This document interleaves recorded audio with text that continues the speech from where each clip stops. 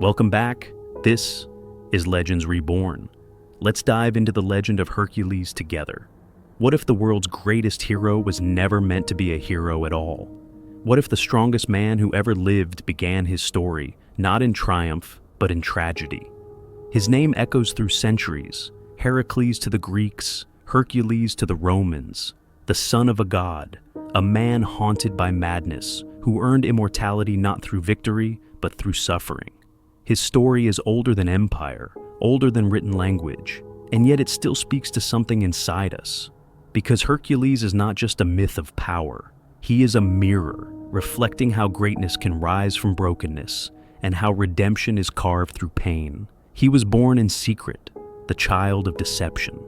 Zeus, the king of the gods, looked down from Olympus and fell in love with a mortal woman named Alcmene, a woman so virtuous that even gods envied her heart.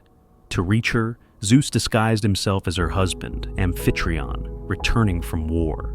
In that single night of divine deceit, a child was conceived, destined to walk between the mortal and the divine. But Zeus's betrayal did not go unnoticed. His wife, Hera, the queen of Olympus, saw everything. Her fury was legendary, cold and patient. She swore that this child, this living reminder of her husband's infidelity, would suffer from his first breath to his last. When Alcmene gave birth, Hera sent two serpents slithering into the baby's cradle. Their scales glistened like bronze, their tongues flickering with venom. But before they could strike, the infant reached out with impossible strength and caught them by the throat. With a child's calm, he crushed them. The gods watched in awe. Even as a baby, he was unstoppable. Zeus smiled with pride, but Hera's hatred only deepened. The world would one day know his name, Heracles, the glory of Hera. It was a name meant to mock her, yet it became prophecy. Through her cruelty, he would find greatness. As he grew, Heracles towered over all men. His arms could fell trees, his voice carried like thunder, and his courage was unmatched. Yet behind that strength lived a strange gentleness, the spirit of a man who wanted peace, not war. He learned music, poetry, and philosophy. He dreamed of family, not conquest. For a time, it seemed the curse might sleep.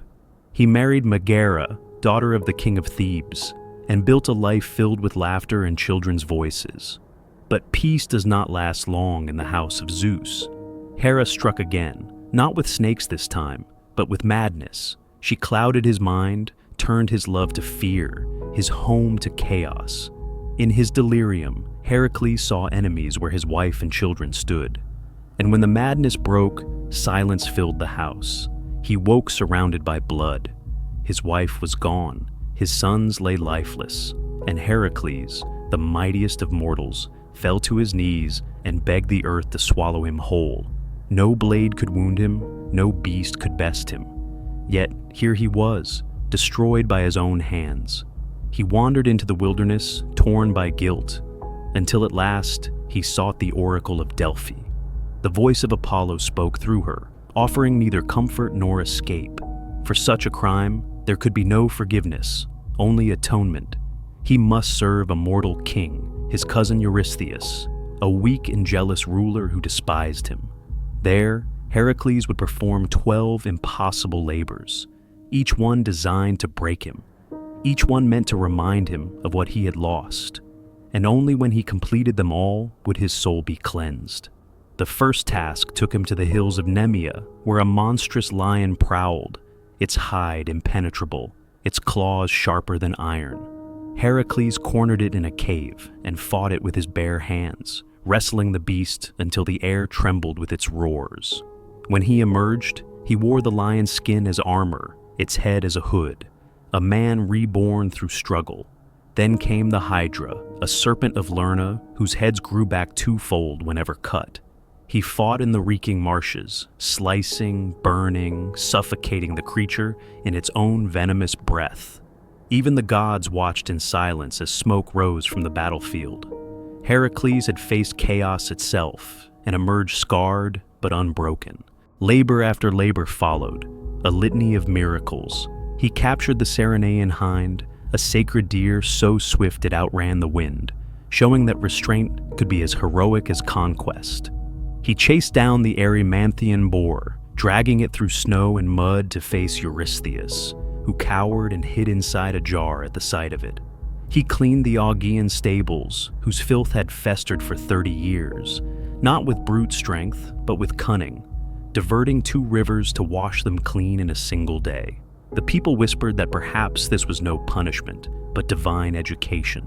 He hunted the Stymphalian birds, whose feathers were made of bronze and whose cries drove men insane. He faced the Cretan bull that fathered monsters, subdued it, and carried it like a trophy across the sea. He stole the man-eating horses of Diomedes, fed their cruel master to them, and silenced their madness. He took the belt of the Amazon queen Hippolyta, though Hera's lies turned diplomacy into battle, and the cost was blood. He crossed oceans to claim the cattle of Geryon, a giant with 3 bodies and 1 soul, guarded by a hellhound and a god of the sun. He tricked Atlas, who held up the heavens themselves, to fetch the golden apples of the Hesperides, a victory of mind over muscle. And finally, he descended into the underworld, the last labor. There, among the shades of the dead, he faced Cerberus, the 3-headed guardian of Hades. No sword could save him, no god could intercede.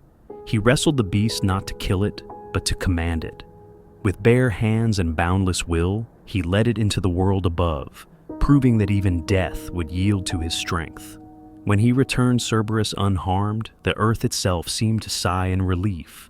The labors were done, his penance complete. Eurystheus could command him no longer. But even freed, Heracles could not escape the shadow of Hera's curse. The gods envied him, kings feared him. The world demanded more of him than any man could bear. He joined the Argonauts in their quest for the Golden Fleece, fought beside Jason, and defied the Titans who once threatened Olympus. He built cities, raised temples, and protected the weak. Yet peace eluded him, always slipping through his fingers like sand. The same strength that saved others doomed him to wander, to fight, to never rest. In his final days, he fell victim not to a monster, but to betrayal. His second wife, Deianira, tricked by jealousy, gave him a robe soaked in what she believed was a love charm.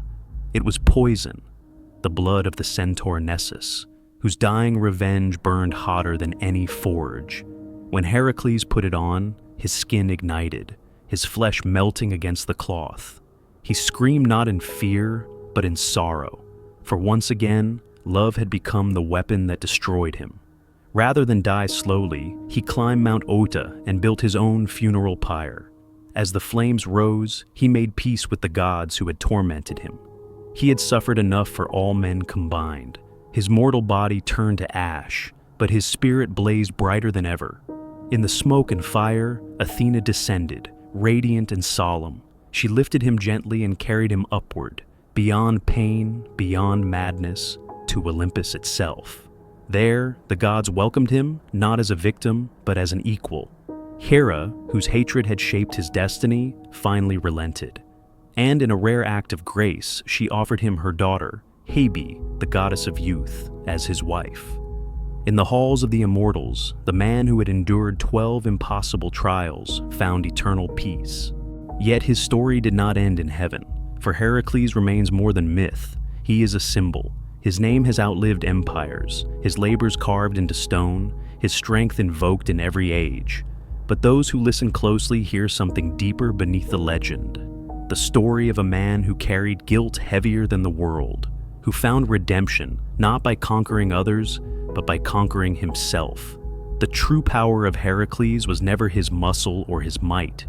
It was his endurance, the will to continue when the gods themselves sought to break him. He reminds us that no amount of divine blood spares us from suffering, and that even madness and loss can become the forge of transformation. In his strength, we see the human spirit at its most desperate and divine.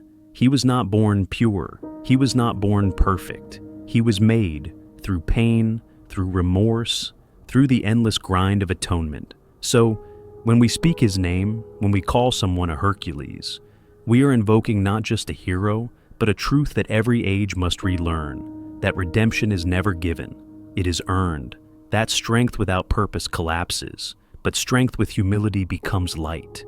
And perhaps that is why, after thousands of years, the story still breathes.